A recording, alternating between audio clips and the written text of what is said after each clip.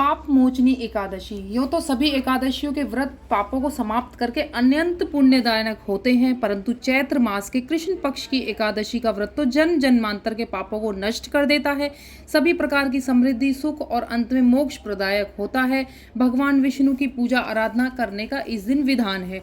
एकादशी के व्रत के बारे में मैंने पिछले वीडियो में बताया है, संपूर्ण जानकारी पिछले वीडियो में है, आप वहां से देख सकते हैं। अब एकादशी की व्रत कथा। पाप मोचनी एकादशी की कथा इस प्रकार है।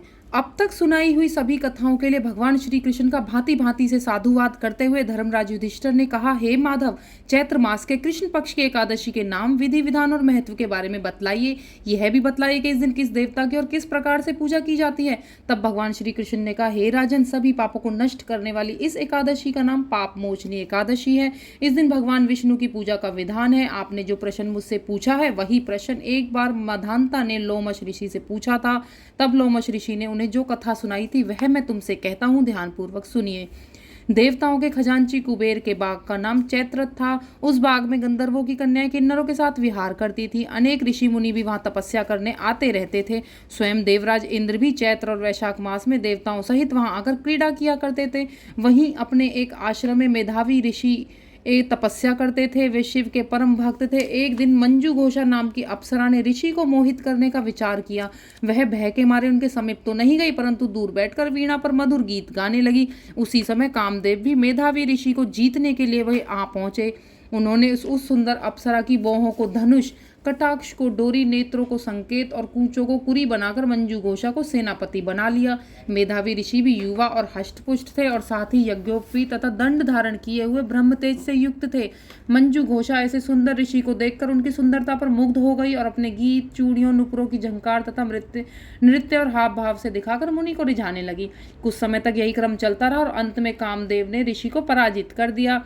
फलस्वरूप ऋषि मंजू घोषा के साथ रमण करने के लिए चले गए और वे इतने वशीभूत हो गए कि उन्हें दिन रात्रि का कुछ भी विचार न रहा। बहुत दिन बीतने पर एक दिन मंजू घोषा बोली, हे मुनि, बहुत समय हो गया है, अब स्वर्ग जाने की आज्ञा दीजिए। तब मुनि बोले, आज इसी संध्या तो आई हो, प्रातःकाल चली जाना।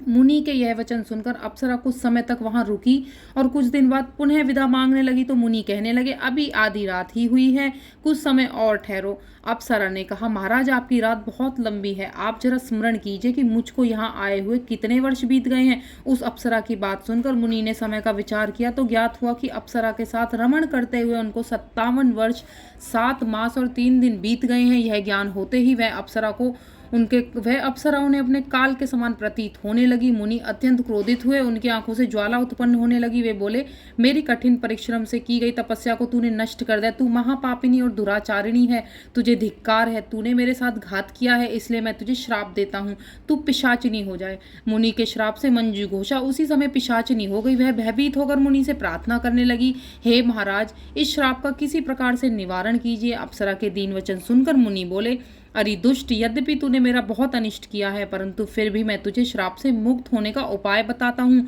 चैत्र मास के कृष्ण पक्ष की एकादशी का नाम पाप मोचनी एकादशी है। वह सभी प्रकार के पापों को नाश करने वाली है। उसका व्रत करने से पिशाच योनि से तेरी मुक्ति होगी। ऐसा कहकर मेधावी ऋषि अपने पिता च्यवन ऋषि के आश्रम को चले गए। मेधावी को देखकर च्यवन ऋषि कहने लगे, अरे पुत्र, तूने ऐसा क्या अनर्थ किया है जिससे तेरा सारा पुण्य क्षीण हो गया। तब मेधावी ने कहा, हे पिताजी, मैंने एक अप्सरा के साथ रमण करके घोर पाप किया है। अब आप इस पाप से छूटने का उपाय बतलाइए। तब च्यवन ऋषि बोले, हे पुत्र, चैत्र मास के कृष्ण पक्ष की पाप मोचनी एकादशी का व्रत करने से सभी पाप नष्ट हो जाते हैं, इसलिए तुम इस व्रत को करो। पिता की आज्ञा पाकर मेधावी ऋषि ने विधि पूर्वक इस व्रत को किया, जिससे उनके सब पाप नष्ट हो गए। उधर मंजू घोषा भी व्रत के प्रभाव से पिशाच योनि से मुक्ति पाकर दिव्य रूप धारण करके स्वर्गलोक को चली गई।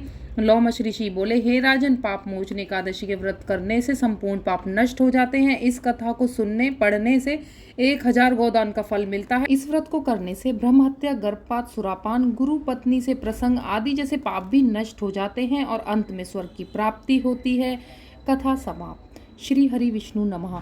इस कथा के पढ़ने के बाद आप भगवान विष्णु की आरती करें। और मेरा वीडियो यहीं तक था। अगर वीडियो पसंद आया हो तो लाइक करें, चैनल को सब्सक्राइब करें। हम महिलाएं अपने तीज त्योहार व्रत किस प्रकार से मनाते हैं, मेरे चैनल पर उसकी जानकारी मिलती है। मिलते हैं अगले वीडियो में। राधे राधे।